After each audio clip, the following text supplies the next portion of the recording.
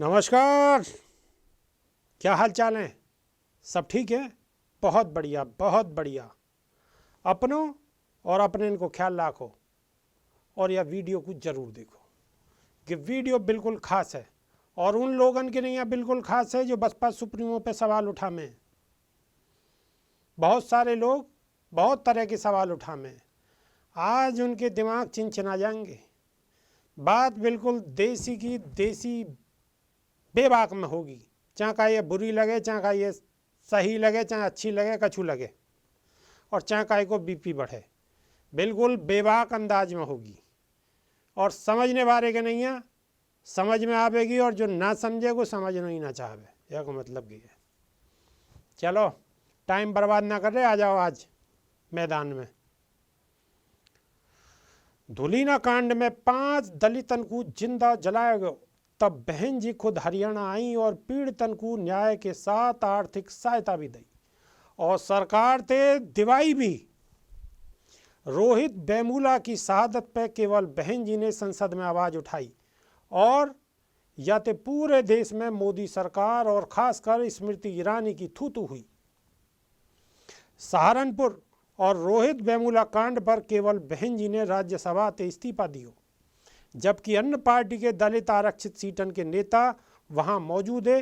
वो न तो बोल ही सके और न ही बहन जी को साथ दे सके। मैं आपसे कहती हूँ, अगर मेरे जवाब से आप संतुष्ट न हो, आज इस सभा में कहती हूँ मायावती जी, मैं आज बसपा के एक एक कार्यकर्ता और आपके नेताओं से कहती हूँ, सर कलम करके आपके चरणों में छोड़ देंगे अगर मेरे जवाब से आप असंतुष्ट हो। इन्होंने 24 फरवरी को यह भी कहा था, यदि बसपा मुखिया उनके जवाब से संतुष्ट नहीं हुई तो फिर वे अपना सर काटकर उनके चरणों में रख देगी। जिसे याद दिलाते हुए अब मेरा मंत्री से ये कहना है, क्या अब वह अपने इस वायदे को पूरा करेंगी? चरणन में शीश काट के आज तक नहीं चढ़ाया स्मृति ईरानी ने। बहन मायावती के वो वीडियो सभी ने देखे होंगे। सहारनपुर के सब्बीरपुर कांड में केवल बहुजन नेतान में थे बहन जी जाके आई और 50-50 हजार रुपया आर्थिक सहयोग समाज के लोगों को दे के आई और कही कि कम से कम आप लोग अनाज तो खरीद ही लोगे, भूखे मत रहियो।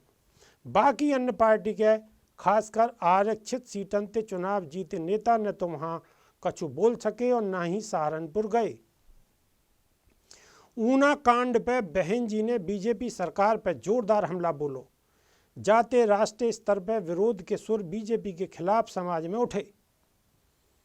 2 अप्रैल के भारत बंद को कई नेता ने समर्थन खुले दिल से करो तो सिर्फ बहन जी ने करो या फिर ओम प्रकाश चौटाला ने करो।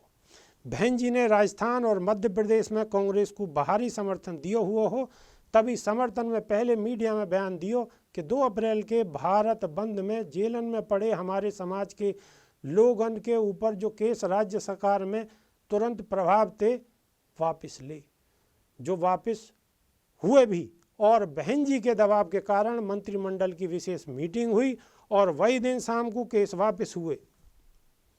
अभी हाल ही में हुए अलवर गैंग रेप की दुखद घटना पर 4 दिन तक कोई कार्रवाई नहीं हुई। चंद्रशेखर प्रदर्शन करने गए, उनको अरेस्ट कर लियो गयो और बहन जी ने बयान दियो कि या तो आरोप इन पर कार्रवाई करो या हम सरकार से समर्थन वापस लें। शाम होने से पहले सभी आरोपी जेल में है। मुख्यमंत्री राजस्थान और राहुल गांधी पीड़ित के घरे। यही फर्क है संगठन और पार्टी में। पार्टी की आवाज़ को सुनो गयो और संगठन वाले इनको अरेस्ट करो गयो। हरसोला कांड, गुहा कांड और भी बहुत से विषय हैं जिनमें बहन जी ने राजनीतिक नुकसान झेलते हुए समाज को साथ दियो। चाहे गरीबन को सरकार बनने पर 3-3 एकड़ जमीन के पट्टे देकर मजदूरी तो किसान बनाने की बात हो, या फिर बहुजन महापुरुषन के नाम पर जिले, तहसील और शिक्षण संस्थान इनके नाम रखने की बात हो, या गौतम बुद्ध नगर के नाम पर विश्वविद्यालय खोलने को काम हो, बहुजन महापुरुषन के नाम पर सरकारी योजनाओं के नाम की बात हो। बहन जी ने वो सब कछु करो जो बड़े से बड़े दलित नेता सपने में भी न सोच सके। क्या काई नेता ने आज तक अंबेडकर छात्रवृत्ति योजना शुरू करी? काई ने मान्यवर काशीराम शहरी ग्रामीण आवास योजना शुरू करी? इनको श्रेय बसपा और बहन जी को ही जावे है। यही कछु वजह हैं जिनमें बहन मायावती और बसपा के लोग और हम भी प्रभावित हैं। कहीं ना कहीं बहुजन समाज को मूक नायक थे वक्ता और पंचायत और थाने में अपनी बात कहने की हिम्मत यही पार्टी के अस्तित्व में आने के बाद शुरू हुई। दलितन को एकत्र कर राज्य के बारे में बात करने की कला साहब काशीराम की पार्टी बसपा की वजह से है। कुछ लोग जो साहब काशीराम को तो विरोध नहीं करें पर बहन जी को विरोध करें हैं, वो अच्छे से जाने हैं कि कोई तो वजह होगी जो साहब ने बहन जी ही को अपना उत्तराधिकारी घोषित करो। फिर ऐसे लोग कहीं ना कहीं साहब काशीराम जी के निर्णय को ही विरोध अप्रोक्ष रूप से करें हैं। आजकल कुछ बड़े अम्बेडकरवादी बने फिरे हैं, वो भी माने हैं कि वो साहब काशीराम ते बड़ो कोई अम्बेडकरवादी आज तक पैदा नहीं हुआ और न होगा। फिर उनकी ही पार्टी और बहन जी को विरोध वो तथाकथित अम्बेडकरवादी करें हैं। दम है तो सीधो साहब काशीराम को विरोध करो। बहन जी ने त्याग करो है और साहब की दुनिया ते जाने के बाद भी पार्टी को और ज़्यादा ऊंचाई दी है। वर्तमान में कुछ दिक्कत हुई है, फिर भी बहन जी मजबूती के साथ एक महिला होते हुए बीजेपी और कांग्रेस के सामने डट के खड़ी हैं। दुनिया कब की बहन जी को दृढ़ हौसले वाली नेता मान गई, पर कुछ लोग उनके पेट में सदा ही बहन जी के लिए विरोध को दर्द रही।